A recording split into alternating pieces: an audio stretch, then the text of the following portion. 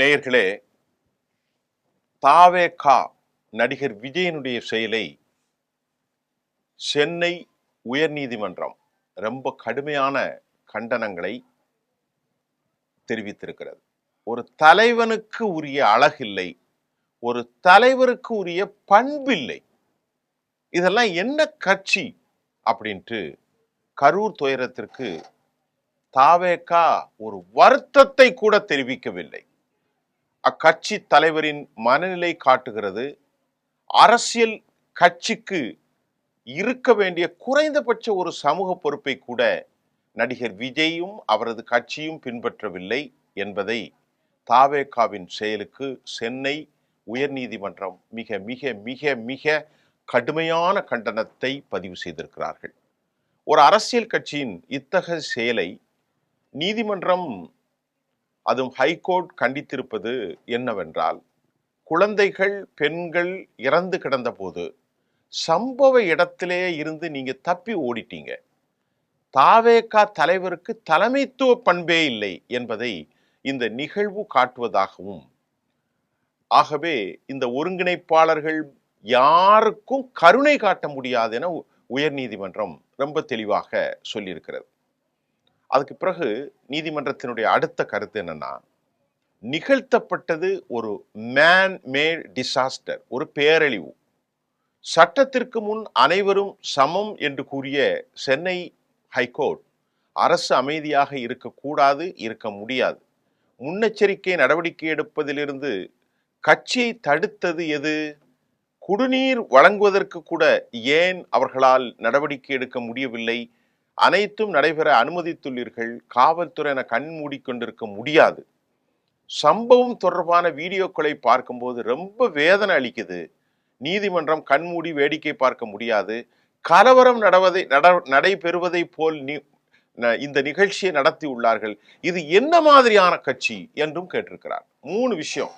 பண்பற்றவர், என்ன மாதிரியான கட்சி, எல்லாரும் களத்திலிருந்து ஓடிட்டாங்க அப்படின்ட்டு விஜய்க்கு ரொம்ப கடுமையான கண்டனத்தை. பண்பு இல்ல, ஒரு தலைவனுக்குரிய பண்பு இல்ல, இது என்ன மாதிரி கட்சி, ஒரு தண்ணீர் கூட வைக்கவில்லை, எந்த ஒழுங்குமுறையும் செய்யவில்லை, எல்லாரும் களத்துல வந்து பணியாற்றும் போது நீ எங்க ஓடின அப்படின்ட்டு ஒரு நியாயமான கேள்வியை அவர்கள் எழுப்பியிருப்பதாக இன்றைக்கு பல பத்திரிகையில சில செய்திகள் வந்திருக்கு. இதுக்கு இடையில கரூர் இந்த கூட்ட நெரிசல் சம்பவமாக சிறப்பு புலனாய்வு குழு SIT ஸ்பெஷல் இன்வெஸ்டிகேஷன் டீம் அமைத்து இந்த சம்பவம் 41 பேர் உயிரிழந்த சம்பவம் ஒட்டுமொத்த நாட்டை தாண்டி சீனாவிலிருந்தே இரங்கல் தெரிவிக்கக்கூடிய அளவிற்கு நடைபெற்று போய்விட்டது.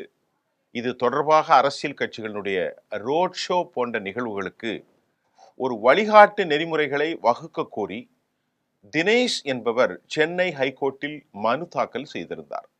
இதெல்லாம் இந்த மாதிரி நடக்கக்கூடாது. அந்த மனுவில் தான் ஹைகோர்ட்டினுடைய நீதிபதி செந்தில்குமார் தமிழக வெற்றி கழகத்தினுடைய இந்த நடவடிக்கைகளுக்கு, கரூர் கூட்ட நெரிசல்களுக்கும் சென்னை ஹைகோர்ட் நீதிபதி கடுமையான கண்டனத்தையும் இரங்கலையும் தெரிவித்தார்.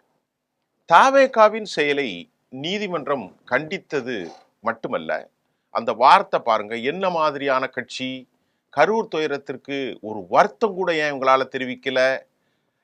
இதுதான் அந்த அரசியல் கட்சியினுடைய மனநிலையா? அரசியல் கட்சிக்கு இருக்க வேண்டிய ஒரு குறைந்தபட்ச சமூக பொறுப்பு கூட ஏன் அவங்களுக்கு இல்ல? சம்பவத்திற்கு ஏன் பொறுப்பு ஏற்கல? ஒரு அரசியல் கட்சியின் இத்தகைய செயலை நீதிமன்றம் ரொம்ப கண்டிக்கிறது. அப்படின்ற மட்டுமல்லாமல், பெண்கள் இறந்து கிடந்த போது சம்பவத்திலிருந்து தாவேகா தப்பிவிட்டது. வார்த்தை பாருங்க, பெண்கள் இறந்த போது இந்த இடத்திலிருந்து தாவேகா தப்பிவிட்டார்கள். தாவேகா தலைவருக்கு இந்த பண்பில்லாத காட்டுதுன்னு திருப்பி திருப்பி சொல்லிட்டு ஒருங்கிணைப்பாளர்களுக்கும் கருணை காட்ட முடியாது. அப்படின்னா புஷி ஆனந்த், அப்புறம் இன்னொருத்தர் நிர்மல்குமார் CIT இவர்களுக்கு ஜாமீன் கேட்டதற்குத்தான் அவர்கள் சொல்லியிருக்கிறது. ஒருங்கிணைப்பாளர்களுக்கும் கருணை காட்ட முடியாது என்றதையும் அவர்கள் சொல்லியிருக்கிறார்கள். இதற்கிடையில குடிநீர் வழங்குவதற்கு கூட ஏன் நடவடிக்கை எடுக்கவில்லை? அனைத்து நடைபெற நீங்கள் அனுமதித்தீர்கள், கண்மூடிக்கொண்டிருக்க முடியாது. சம்பவம் தொடர்பான வீடியோக்களை பார்க்கிற போது ரொம்ப ரொம்ப வேதனை அளிக்கிறது.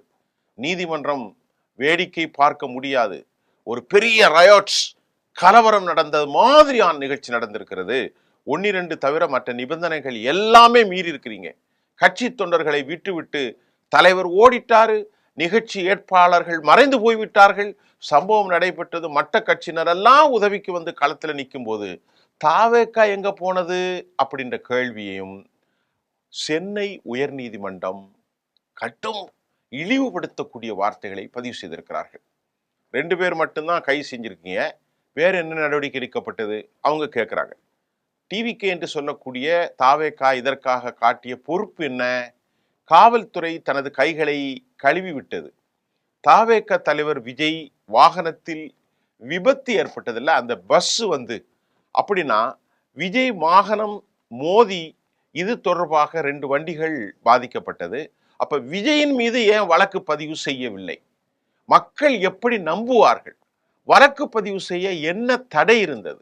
புகார் இல்லாவிட்டாலும் வழக்கு பதிவு செய்ய வேண்டுமே, விஜயின் பிரச்சார வாகனத்தை பறிமுதல் செய்திருக்க வேண்டுமே என்று கடுமையான கண்டனத்தை, இது ஒரு அரசியல் தலைவர் சொல்வதை போன்று நீதிபதி கடுமையான கண்டனத்தை வைத்திருக்கிறார். எந்த அளவிற்கு நடிகர் விஜயை கேவலப்படுத்தக்கூடிய வார்த்தைகள் என்றால் அவரது நடவடிக்கைகளை நீதிமன்றம் இப்படித்தான் பார்க்கிறது.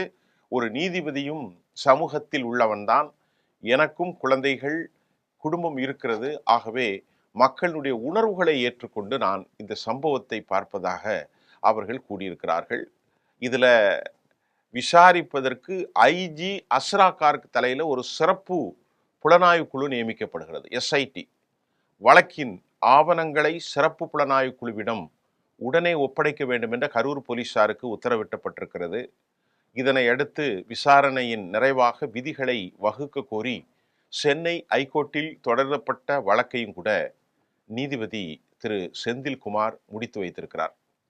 41 பேர் இழந்ததை குறித்து நீதிமன்றம் இந்த சம்பவம் மேன் மேட் டிசாஸ்டர், மனிதர்களால் ஏற்படுத்தப்பட்ட பேரழிவு, all are equal before law, சட்டத்திற்கு முன் அனைவரும் சமம், இந்த சம்பவத்தில் அரசு அமைதியாக இருக்கக்கூடாது என்று சென்னை உயர் நீதிமன்றம் வலியுறுத்தி கேட்டுக்கொண்டிருக்கிறது.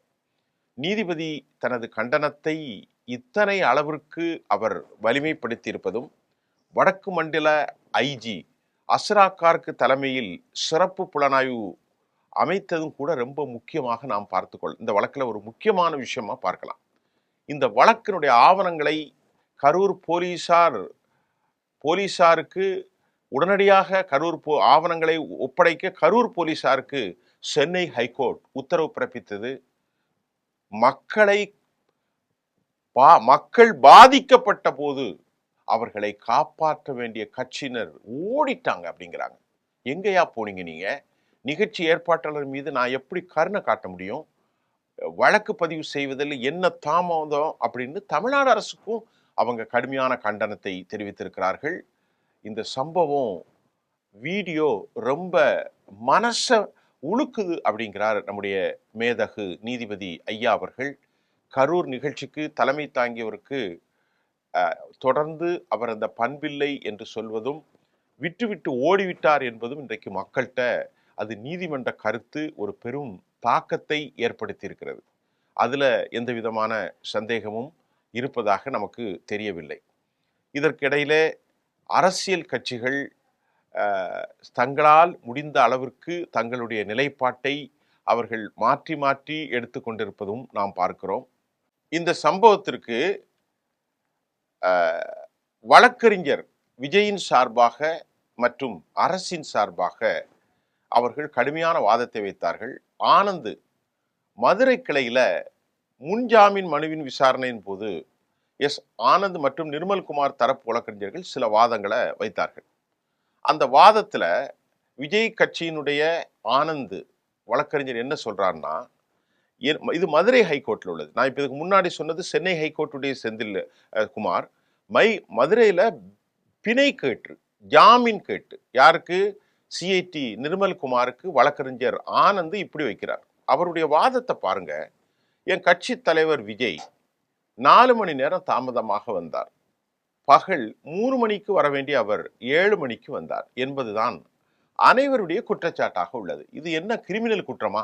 எப்படி பாருங்க, எப்படி கேட்கறாங்க, இது என்ன கிரிமினல் குற்றமா?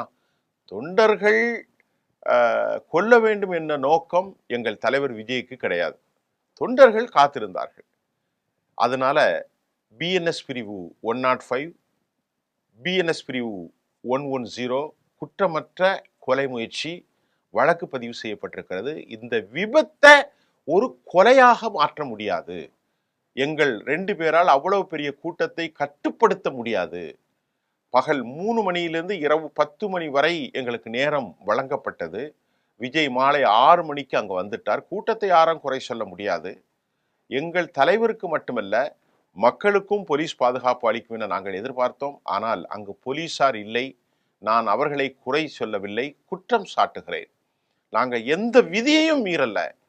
போலீசார் நுழைந்து லத்தியால் அடித்த பிறகே அனைத்து விபரீதமும் நடந்தது. அப்போது அரசு தரப்பு வழக்கறிஞர் உடனே குறுக்கிட்டார். தமிழ்நாடு கவர்மெண்டுடைய சொலிசிட்டர் ஜெனரல் அல்லது வழக்கறிஞர் பொறுப்பட்ட வாதங்களை இவர் முன்வைக்கிறார் என அவர்களுக்குள்ள வாதம் கடுமையாக சென்று விட்டது. இவர்கள் இந்த விபத்தில் எந்த உள்நோக்கம் இல்லை என கூறுகிறார்கள். இவர்களுக்கு உள்நோக்கம் இல்லை என்பதை நாங்களும் அறிவோம். அரசு தரப்புல வழக்கறிஞர் எப்படி வைக்கிறார் பாருங்க. இவர்களுக்கு உள்நோக்கம் இல்லை என்பதை நாங்களும் அறிவோம். ஒருவேளை உள்நோக்கம் இருந்திருந்தால் அது கொலை வழக்குத்தான் பதிவு செய்யப்பட்டிருக்கும். அரசு தரப்புல வாதம். கூட்டத்திற்கு வரும் தொண்டர்கள் ஒழுக்கமாக நடந்து கொள்ள வேண்டும் என கட்சி சார்பில் ஏதாவது அறிவிப்பு வெளியிடப்பட்டதா என அரசு தரப்பு வழக்கறிஞர் கேள்வி எழுப்பினார். அப்போது இந்த கூட்டத்தில் குழந்தைகள், பெண்கள், சிறுவர்கள் இருந்தாரா என நீதிபதி கேள்வி எழுப்பினார். அதற்கு பதிலளித்த அரசாங்கத்தினுடைய வழக்கறிஞர், ஆம், ஆனால் அவர்கள் எந்த ஏற்பாடுகளும் செய்யல, தண்ணீர் பாட்டில் கூட வைக்கவில்லை. இது துரதிர்ஷ்டமான சம்பவம். ஆனால் தங்களின் சொந்த கட்சியினரை அவர்களால் கவனிக்கவில்லை. உடனடியாக அவர்கள் இடத்திலிருந்து தலைமறைவாகிவிட்டார்கள் என்று மதுரையில இருதரப்பு வாதங்களையும் நீதிபதி கேட்டார். நீதிபதி இதெல்லாம் கேட்டுட்டு காவல்துறை தரப்பில் ஆஜரான வழக்கறிஞர் தவகவினர் செயல்பாடுகளால் 5 லட்சம் ரூபாய் அளவிற்கு பொது சொத்துக்கள் சேதப்படுத்தப்பட்டுள்ளன. இது தொடர்பாக மேலும் 8 வழக்குகள் பதிவு செய்யப்பட்டுள்ளன. சம்பவ இடத்தில் எடுக்கப்பட்ட புகைப்படங்களை நீதிபதி முன்பு அவங்க சமர்ப்பித்தாங்க. அதெல்லாம் ஆய்வு செய்யப்பட்டிருக்கிறது. தனக்கு எதுவும் தெரியாது என மனுதாரர் எவ்வாறு கூறலாம் என கேள்வி எழுப்பினார். தனது கட்சி தொண்டர்களை கட்டுப்படுத்த தெரியாத பொறுப்புடன் ஒரு தலைவன் செயல்படலாமா என்ற கேள்வியும் நீதிமன்றம் மிக கடுமையாக எழுப்பியிருக்கிறது. ஆக இந்த மாதிரியான நிகழ்வுகளை பார்க்கின்ற போது இந்த சம்பவத்தில் தமிழகத்தினுடைய அரசாங்கம், திமுக, அதிமுக, பாரதிய ஜனதா இதையெல்லாம் தாண்டி ஒரு காமன் பெர்செப்ஷன் என்ன அப்படின்னு பார்த்தா, விஜய்க்கு மேல் அவர் ஒரு தலைவனே அல்ல, கூட்டத்தை ஒழுங்குபடுத்தக்கூடிய தகுதியும் தரமும் அல்ல, சினிமாட்டிக் வசனங்களை பேசிக்கொண்டு கில்லி ஆடுவதை போன்று பேசுவதற்கு மட்டும்தான் இவர் தகுதியானவரே அன்றி பிரச்சனைகளை களத்தில் நின்று போராடுவதற்கும் எதிர்முனைகளில் அக்ரஸிவாக அடித்து ஆடுவதற்கும் ஒரு தகுதியற்றவன் தனது ரசிகர்களின் மூலம் தமிழ்நாட்டில் ஆள நினைப்பது தவறு என்ற கருத்துக்கு வலு சேர்க்கும் போல் இந்த நிகழ்வு இருக்கிறது. ஏனென்று கேட்டால், காவல்துறையின் மீது 1000 குற்றங்கள் இருக்கும், அது தவறில்லை. காவல்துறை திமுகவினுடைய காவல்துறை வைத்துக் கொள்வோம். இந்த கூட்டத்தில் ஒழுங்கு நடவடிக்கைகள், சில விஷயங்கள் அரசாங்கத்தின் பால் குறைபாடுகள் இருக்கலாம். அதை நாம விவாதிக்கக்கூடிய ஒரு செக்ஷன் தனி. அடுத்து இங்கே ஏற்பட்ட கேள்வி, இவ்வளவு பெரிய வாகனத்தில் முதலில் நீ வந்தது ஏன்? உன்னுடைய பவுசை பகட்டை காட்டுவதற்குத்தானே விஜய் வந்தாய். இப்போ இது முதலாவது கேள்வி. ஆகவே நீதிமன்றம் என்ன சொல்கிறது, அவரிடத்துல எல்லாம் கேட்க வேண்டியதுல அந்த பஸ்ஸை பிடிச்சி உள்ள போடணும், அவர் மேல வழக்கு போடணும். 2 வாகனங்கள் சேதப்படுத்தப்பட்டிருக்கிறது. இரண்டாவது, அரசாங்கம் சொல்கிறது 60 அடி ரோட்டை கொடுத்திருக்கிறோம், அவர்கள் இதற்கு முன்பு கேட்டது அமராவதி ஆற்றுப்பாலம், அது மட்டுமல்ல குறுகலான வளைவுகள், அது கொடுக்கப்படல. நாங்க கேட்ட இடம் கொடுக்கலன்னா அப்படி நீ வந்து என் கூட்டத்தை நடத்த வேண்டும். இது ஒரு வாதம். மக்கள் பாதுகாப்பு முக்கியம் என இந்த தலைவன் நிர்வாகிகள் நினைத்திருந்தால், அரசு இதுல சதி செய்து இந்த இடம் நமக்கு ரொம்ப ஆபத்து, இதில் பல நெருக்கடிகள் வந்துவிட்டால் நம்மால் சமாளிக்க முடியாது என்பதை விஜயும் அவரோடு சேர்ந்த 5-6 பேரும் ஏன் யோசிக்க மறுத்தார்கள்? அப்படி என்றால் உங்கள் பகட்டை பௌசியை காட்டுவதற்கு நீங்கள் இங்கே வந்து கோலாச்சினர்கள் என்று நம்புவதற்கு அதிக இடம் இருக்கிறது. காலை நாமக்கலுக்கு வர வேண்டிய நீங்கள் அதாவது மாலை 7 மணிக்கு அங்கே சென்று அடைந்திருக்கிறீர்கள். 2 மணிக்கு வர வேண்டிய நீங்கள் 7 மணிக்கு கரூருக்கு சென்றிருக்கிறீர்கள். தவறுகள் அனைத்தும் உங்கள் மேல்தான் இருக்கிறது. ஏனென்றால் ஏற்கனவே 20,000 பேர் உங்கள் கூட நாம் ஏற்கனவே பேசியதை போன்று வலது பக்கமும் இடது பக்கமும் ஏராளமானவர், வண்டியின் பின்புறமும் ரசிகர்கள் பல கிலோமீட்டர் ஓடி வந்திருப்பதை சமாளிக்க தெரியாத ஒரு தலைமை இழிவான கேவலமான எல்லைக்கு சென்றிருக்கிறார்கள். அடுத்து ஒவ்வொரு கட்சியிலும் தொண்டர்கள் படை இருப்பார்கள். அவர்கள் செக்டோரியலாக மக்களை பிரிக்க வேண்டும். ஆனால் அந்த கூட்டத்தில் 4000 3000 என 8-10 செக்ஷனை போட்டு ஒவ்வொரு இடத்திலும் அவர்கள் அழகாக இருக்கும், ஒவ்வொரு இடத்திலும் வண்டிகளை நிறுத்தி தண்ணீரை கொடுத்திருக்க வேண்டும். பிரச்சனைகள் வருகிற போது ஆம்புலன்ஸின் மூலம் கனெக்டிவ் பண்ணியிருக்கணும், வாக்கி டாக்கி இருந்திருக்கணும். எதுவுமே இல்லப்பா. குளம் அழிந்து மீன் பிடித்த கதையாக இந்த ஆள் புறப்பட்டு வந்து விட்டார். அவர் ஒரு சினிமாக்காரன். தன்னை மையப்படுத்துவதற்கு சினிமாவில் ஆடுவதைப் போல் அந்த பெரிய பேருந்தில் நின்று ஆடினார். அவ்வளவுதான். அந்த ஆட்டத்தை பார்த்த இந்த விசில் அடிச்சான் குஞ்சிகள் வழக்கம் போல் தங்களுடைய குய்யோ முறையோ என விசிலை அடித்தார்கள். மற்றபடி ஒரு பெரும் கூட்டத்தை ஆர்கனைஸ் செய்வதற்காக எந்த நடவடிக்கையும் எடுக்கப்படவில்லை. அந்த நடவடிக்கை எடுத்திருந்தால் உண்மையிலேயே ஒரு சிறப்பாக இருந்திருக்கும்.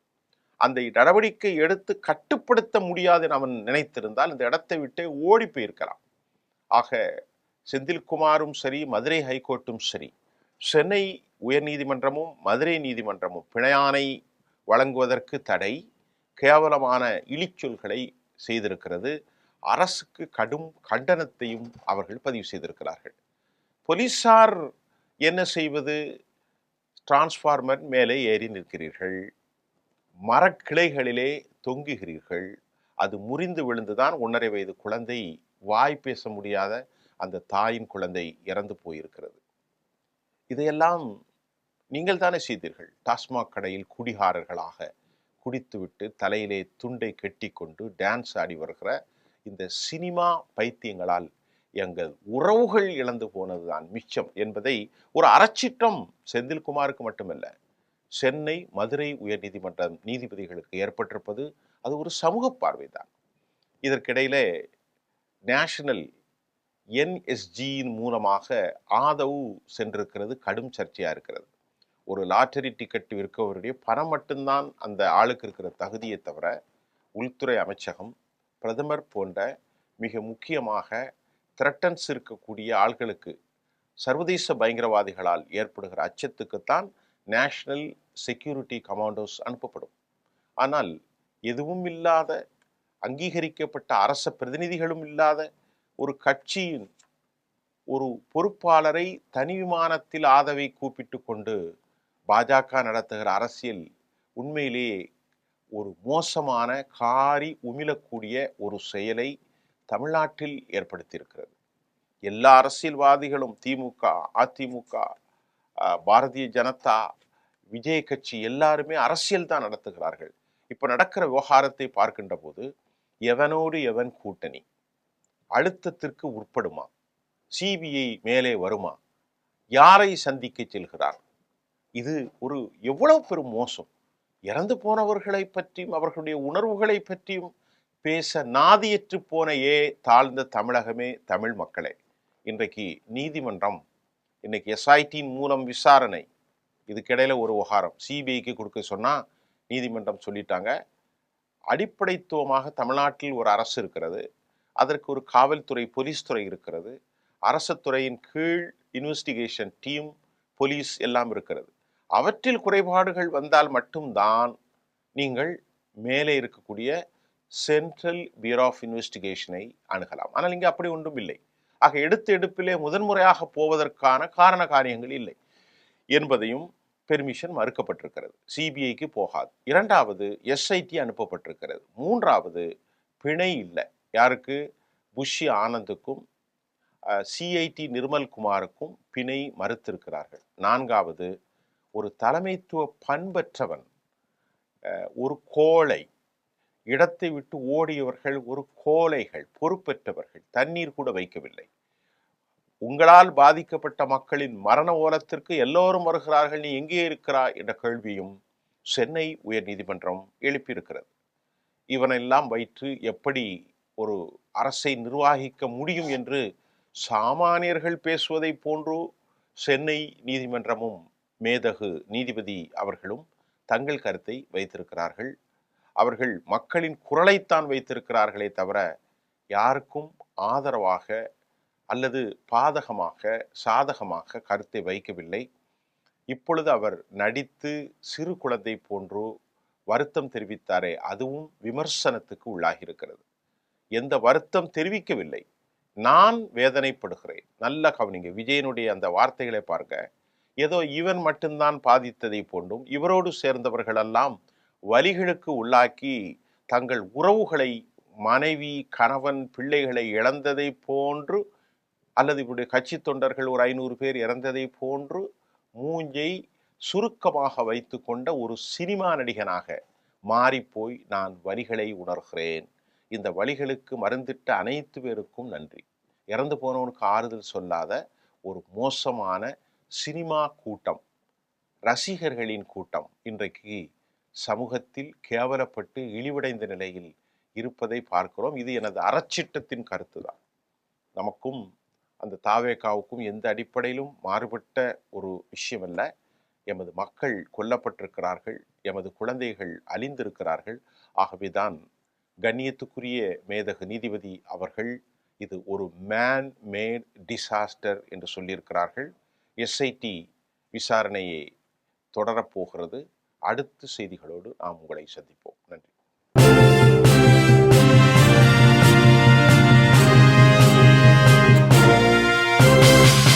உடனுக்குடன் அப்டேட் தெரிந்து கொள்ள ஜெம் டிவி தமிழ் ஆப்பை இன்ஸ்டால் செய்யவும்.